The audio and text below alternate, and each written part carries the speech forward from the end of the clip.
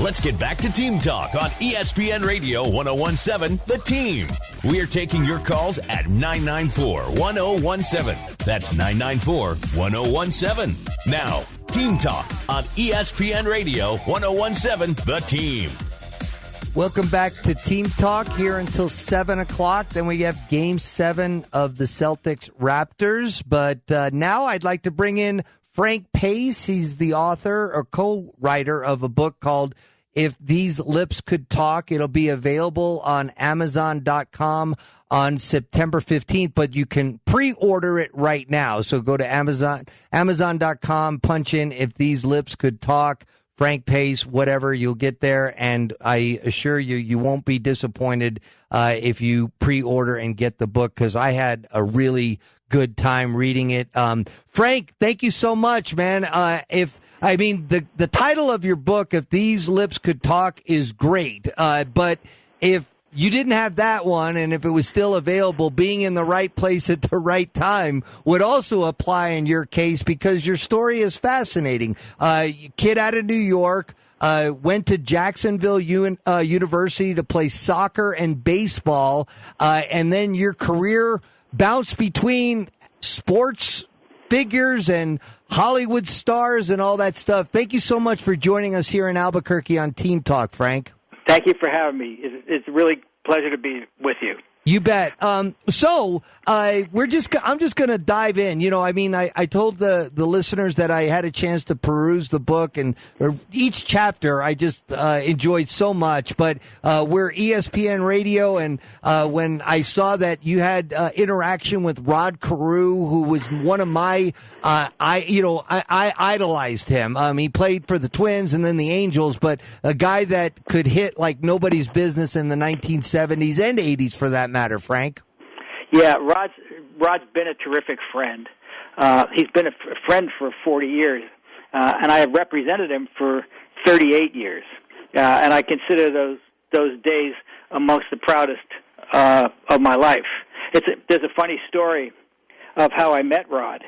In 1977, I was working in advertising, and one of my clients was Pony Shoes of New York. Well, Reggie Jackson signed with the New York Yankees, and he signed with Pony in 1977. In 1982, Reggie moved to the Angels, and my Pony guy, Carl Rule, called me from New York, and he said, "I want you to be Reggie's West Coast point man."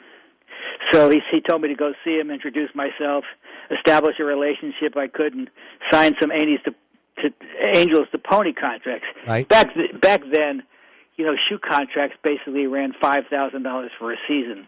So I had a pocket full of cash when I went to Anaheim Stadium. So on a crisp March day in 1982, and I think it was prior to the Freeway Series with the Dodgers, I went to meet the straw that stirs the drink. During batting practice, I ran into Reggie. Right. And he was, what I expected. He was full of braggadocio. He looked me up and down, and he said, "You're a good-looking enough guy. Do you own a suit?" "Yes, sir," I said. "Do you own a tie?" And again, I nodded my head. "Do you own a briefcase?" Affirmative, I said. He said, "Well, come back tomorrow, put on your suit, wear your tie, bring that briefcase, even if it's empty, and we'll sign all these mother bleepers." And Rod Carew was one of those other mother bleepers. Yep, and the next day, Reggie introduced me to a bunch of people, including former Most Valuable players Don Baylor, Fred Lynn, and Rod Carew. And that friendship has had me representing Rod for almost 40 years. Because Rod said, after I had worked with him for a couple of months, I had never represented any athletes before. He said, "You know what? I like you. You do everything you say you're going to do, and you don't make any false promises." And I've never made false promises, and I always tried to deliver on what I said. He said, "Will you represent me?" I said, "I never represented anybody in my life." He said, "Well, I think you can represent me." So we shook hands on it, and 38 years later, we still never had a contract. Interesting. Yeah. And everybody remembers Pony. Yeah, no doubt about it. And it's interesting to say, that those shoe contracts were that amount back in those days because, anybody that watched the Jordan series realized, how much money is at stake when it comes to shoe contracts now because things have even gotten bigger since Jordan and Nike. Well, I guess he's still tied into Nike, but yeah, we all remember the pony. But the connection you had with Rod Carew also allowed you a dream dinner with John Wooden too. Yeah, it was funny. Rod has hosted the Rod Carew Pediatric Cancer Research Foundation golf tournament for many years. During one of those years, his co-sponsor, one of the guys on his board, was John Vallely, the great, most valuable player of that 1970 series, NCAA series, who had also lost a daughter to cancer. Rod lost a daughter to cancer as well. Well, when John and Rod joined the board of directors, they set up the Golf Classic. And at the tournament, Vallely offered a private dinner for 6 with Coach Wooden as an auction item. Right. Well, there was no doubt that Rod and I would enter the winning bid, especially since Vallely was, facing his own fight with leukemia at the time. Oh, boy. There was even less doubt who I would invite because I would invite Artis Gilmore, the big fella, and Dr. Von Wedeking, because in 1970, Jacksonville University, where I went to school, played UCLA in the finals of the NCAA tournament. In fact, we also, the 2 other teams in that tournament were St. Bonaventure and New Mexico State. That's right. Which was led by Charlie Chris, who grew up in Yonkers, New York, a stone's throw from where I lived in Westchester County. And coached by Lou Henson, who just passed away. But go ahead, Frank. Coached by Lou Henson, right? So we went to Andy. We went to John Valley, and we went to the home of Andy Hill. Andy was also on that UCLA team, but he never played. He was a highly recruited freshman out of San Fernando Valley, and he came in and he scored like 30 points a game for the freshman team because during that time, freshmen weren't eligible to play NCAA basketball. When he got to the sophomore year, he never played. They called him Headlights Andy because when he got in the game, people were turning their headlights on their cars to leave. And he didn't speak to Wooden for 20 years or so. After that, he was so hurt. But then, he said, Coach Wooden said that night at dinner, he said, Andy didn't think I liked him. I liked Andy fine. We just had a lot better players no doubt. On our team. Right. So we went to dinner with Coach Wooden, and it was a magnificent night. Rod was there, Artis was there, Von Wedeking was there from Jacksonville. It was in Andy Hill's house, and Wooden was just delightful. Just delightful. Yeah, and he went over that whole pyramid of success, right? Yep. And he even remembered a lot of the details from a game that had been many years before. We're talking with Frank Pace. He wrote the book If These Lips Could Talk. It's available on Amazon.com now to pre-order. It'll be ready it'll be done on September 15th, but again, you can pre-order it Amazon.com. So Frank, I brought you in mentioning your overlap between athletics and Hollywood too. And, in reading your book, the foreword and this got my attention right out of the gate. The foreword to your book was written by Brooke Shields because you had worked with Suddenly Susan, Murphy Brown, the Don Rickles Show, other different sitcoms that were hugely successful on TV. But Brooke Shields, and I'm going to paraphrase here, basically said if she hadn't played sports, but if she did, she would have wanted you to be her coach. And that is about as good a compliment you could ever get from a Hollywood star, Frank. Yeah, Brooke's a fascinating person. She's a wonderful person. We had a great relationship together. We worked together for 4 years. And kept in touch periodically over the course of time. But I've also had a great relationship with Candice Bergen, Sandy Bullock, a lot of the people I've worked with. Don Rickles was a very, very close friend. They're all wonderful people, and I can't say enough good things about them. Right, and the overlap between Hollywood and sports with Sylvester Stallone. You were on assignment with Pele, right, for the filming of one of Sylvester Stallone's movies, and then it got you a little bit of insight into his brilliance as well. A lot of people don't realize when it comes to all-time successful stories, in filmmaking, Sylvester Stallone is in that top echelon, Frank. Yeah, he is, no doubt. The trip you're talking about came in 1981. Laura and I hired our firm to consult on the movie Victory. John Huston was actually directing Sly, and Michael Caine was in it, and Pele. It was a soccer-themed movie set in World War II. The assignment culminated in a trip to D.C. So Stallone and Pele were in the nation's capital to screen the movie for the press and appear at the North American Soccer League Championship game. The North American Soccer League predated the MLS, and it was the league that Pele and Giorgio Chinaglia were the highlight stars. When we were introduced, Sly extended his hand and said, "You're the guy handling the merchandise, right?" So, I said, well, this fella does his homework, I thought. So impressed, I told him I had seen all 4 of his movies and even liked Paradise Alley, the follow-up movie to Rocky. He said, "Gee, thanks. I appreciate that, but I watched that one with one eye closed."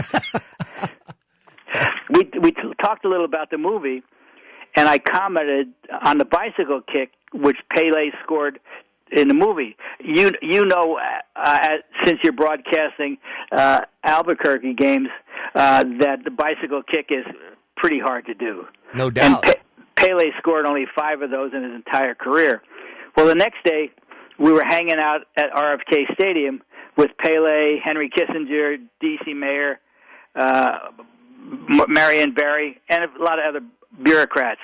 At halftime, I took Stallone to the ABC booth where we met Pele. A clip from the movie was shown and included Pele's bicycle kick.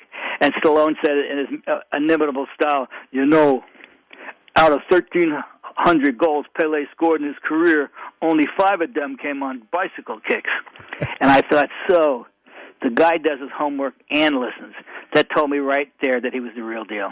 Well, yeah, and also in the book, the story, his confidence in himself with regard to the script and playing the role of Rocky too. He had a chance, and he didn't have much money left when he was in the process of making that first Rocky film, Frank, and he was offered, I guess, $250,000 to let somebody else play that role, and he wasn't going to let it happen. No, he insisted on playing the role of Rocky himself, or he wouldn't let go of the movie. I think they wanted, like, Ryan O'Neal to play the movie or something. Interesting. Your long-lost cousin. Yeah, no, he spells it incorrectly, just so you know, Frank, okay? I'm the only one that spells O'Neal correctly, my family. Okay, so, but, another thing, too, that made me do a double take is, like, not only did he have this phenomenon in Rocky, but the whole Rambo thing, too. Some of the numbers I think you put in there, like, were staggering of the films that he's been associated with. And let's face it, dude, the money that he's made, Frank. It's unbelievable. And I let him get away. Yeah. That's one of the stories in the book. I didn't realize... I let him get away because, during that trip, we were assigned the second row of the press box. And we got to the press box first, and there were seating assignments on the seats. So I saw where Henry Kissinger was sitting, and I moved Marion Barry, who was placed next to him, up to the second row, and I switched out his seat with Stallone's seat. So Stallone was like, a pig in you-know-what for the entire game, sitting next to Henry Kissinger. Well, sure. And right there, I had him. But I wasn't smart enough or savvy enough or had enough background at that time to let him get away. Well, in most cases, like I said, you've been in the right place at the right time. But that would have been a nice little client for you there, Sylvester Stallone. We're talking with Frank Pace. He wrote the book, If These Lips Could Talk. It's going to be on it. You can pre-order it now on Amazon.com. You had a contributor to this too, Frank. So you got, this New York growing up, but then this Hollywood influence. But somebody that helped you in writing the book, a little bit different background, a firefighter out of New York City named Billy O'Connell, who wrote like something about the Confessions of a Bronx Bookie or something. So the book has a little bit of an edge in all the storytelling, and I think it's got to be attributed to the combination of your skills and Billy's skills as well, Frank. Yeah, it's really, Billy is really a unique character. I met Billy in 2011 when I was producing Shake It Up with Zendaya and Bella Thorne, and Billy was recommended to me. Billy was. Let me go back. Billy was a former alcoholic, a former drug addict, a former Vietnamese vet, a former bookkeeper, a former bartender, and he was retired. He spent 20 of the proudest years of his life on the New York City Fire Department, and he was a first responder at 9/11. Appropriate enough that we're talking today. No doubt. At 58 years old, Billy decided he'd had enough with drinking, with gambling, with carousing, and he went back to the University of Florida, and he graduated with a degree in journalism at 62 years old. Perseverance, no doubt about it. And for the last 15 years, he hasn't had a drink, he hasn't taken a bet, and when he was at University of Florida, he had a professor there who read a screenplay that Billy wrote, and he read an article that Billy wrote, and he said, this needs to be a screenplay.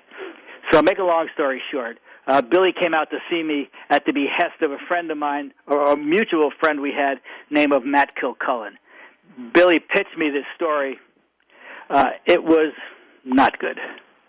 But there was something about Billy that just made me want to know more about him. So I read his book, Confessions of a Bronx Bookie, and we kept in touch periodically over the next 7 years. I didn't see him once until I called him and asked him if he wanted to help me write my biography. He thought I was crazy. Well, you might have been, but you got through it, and it's a heck of a read. It's called If These Lips Could Talk. I'm talking to Frank Pace. Speaking of writing, how impossibly or how difficult it is. Here you got these series you mentioned, Suddenly Susan, Murphy Brown. You got to come up with all these different ideas. Like, is that a grind to put in the hours and hours and hours? Talk about the grind. Of course, it's a grind of writing. Even just one episode, Frank. Well, the process of writing a situation comedy is very labor-intensive. The writers, which I'm not one of, I chose to be a producer rather than a writer, but they put in, we put in 60, 65, 70 hours a week. A typical Monday through Friday goes from 8 in the morning till 8 at night, and then we shoot on Friday night, and that could go to from 9, 10 in the morning till midnight, 1 o'clock. So they're long hours. And I guess from what I'm hearing, they're going to get longer because with COVID upon us, there's going to be only a certain amount of hours you can work, only a certain amount of people can be on the stages. It's going to be a difficult experience now that COVID's upon us. No, a lot of challenges. You're calling me from Southern California now, and between the fires and the power outages and the COVID and everything is really turned upside down in California, and obviously the movie industry is amongst those. It's a lot different than when you were moving and shaking there, Frank. Yes, it is. It's going to be drastically different when we come back. Right. And, real quick before I let you go, and again, the name of the book is If These Lips Could Talk, and this is Frank Pace. Your friendship with Don Rickles allowed you to have like an incredible moment with Frank Sinatra because he did a cameo when you were doing the Don Rickles show, and you were able to use your ingenuity there and get like a signed contract from Frank Sinatra, which nobody did, and it's sitting in a frame in your house, right? It is indeed. We shot Daddy Dearest was the name of the series. It only lasted 13 episodes, so it wasn't successful from a broadcast point of view, but it's probably the best 13 episodes I've ever done in my life. We had so much fun, and Don was such a delightful man. He kept everybody loose. Richard Lewis was in that too, right? Richard Lewis was in it too, as well.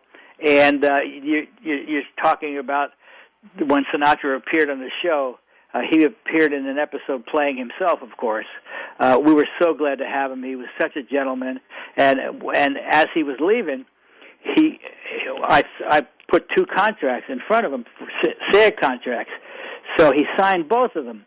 And his road manager, Tony O, he said, "What did you just do?" I said, "I gave him 2 contracts." He said, "Are you crazy? He doesn't sign contracts." I said, "Well, he did today."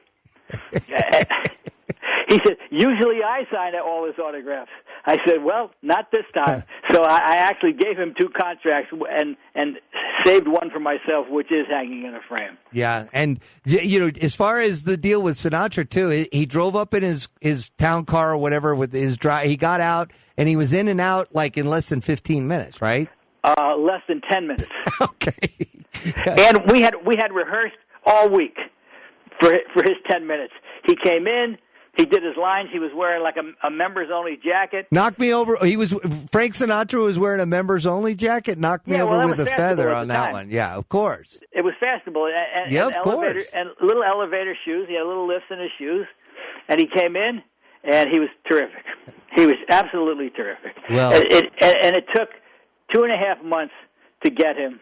And when he woke up that morning, Tony O called me because Tony O was his road manager, and he said, "He's up, and he remembers he's coming. That still doesn't mean we'll be there." He said, let him have his eggs first. So he called me an hour later. He said he's had his eggs. He's still coming. So it's your day.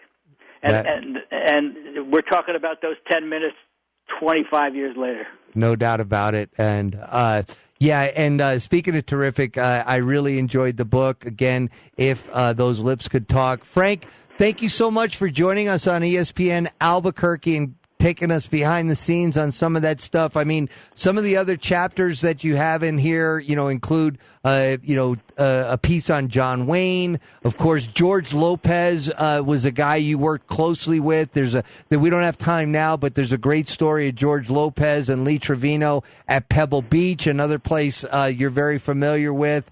It just goes on and on. We mentioned, the Brooke Shields and Ingrid Bergman, and so many. Gene Wilder. Who could forget Blazing Saddles, amongst other things, right? Yep. Young Frankenstein. It goes on and on. All right, Frank, like I said, we don't want to give away all the good stories because there's plenty left in there. I encourage people to go to Amazon.com. Check out If These Lips Could Talk. Reserve a copy now. Thanks again, Frank Pace, for joining us on ESPN Radio 1017 The Team. When we come back, we're going to bring back a story, a win for Rocky Long and the Lobos 2003 up against Urban Meyer and the Utah Utes in Salt Lake City. This is Team Talk. I'm Joe O'Neill. This is ESPN Radio 1017 The Team.